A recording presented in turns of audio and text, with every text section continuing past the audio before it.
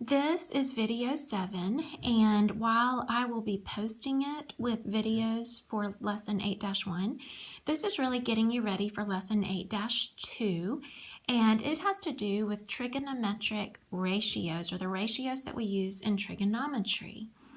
So I'm just going to give you a brief introduction. It is not things that you have to fully understand right now.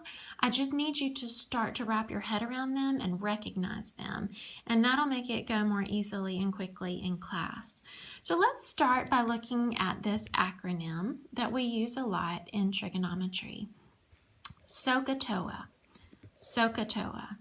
Each of these first letters represents one of the trigonometric functions that we use. S for sine, C for cosine, and T for tangent.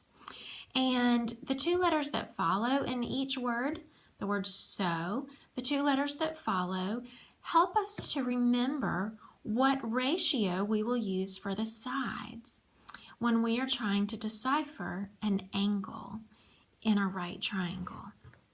So in this case, O stands for the opposite side, H stands for the hypotenuse. In CA, with cosine, A stands for the adjacent side and H stands for the hypotenuse. And in TOA, for tangent, that helps us remember that tangent is the opposite side over the adjacent side. So O for opposite side, A for adjacent side. So let's look at these ratios. Remember, SOHCAHTOA. So is for sine. So sine is equal to opposite side over hypotenuse. As you can see, the ratio is opposite side over hypotenuse. Cosine, CA, AH, stands for adjacent side over hypotenuse. And TOA, tangent, equals opposite side over adjacent, opposite side over adjacent. So now let's start to look at that in terms of a triangle. When we write these, we actually abbreviate them. So the sine of angle B, we wouldn't write the whole word, we just write SIN.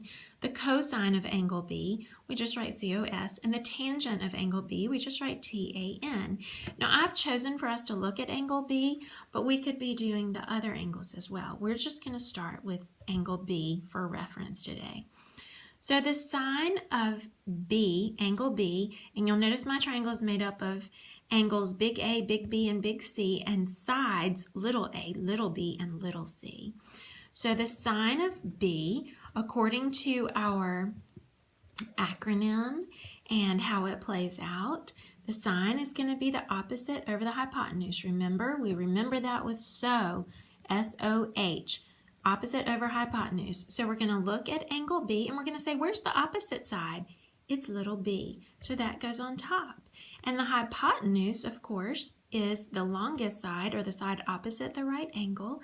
So that's going to be little c. So the ratio of the sine of angle B is little b over little c. Now, if we knew the lengths of these sides, we would have that in our ratio instead of the letters.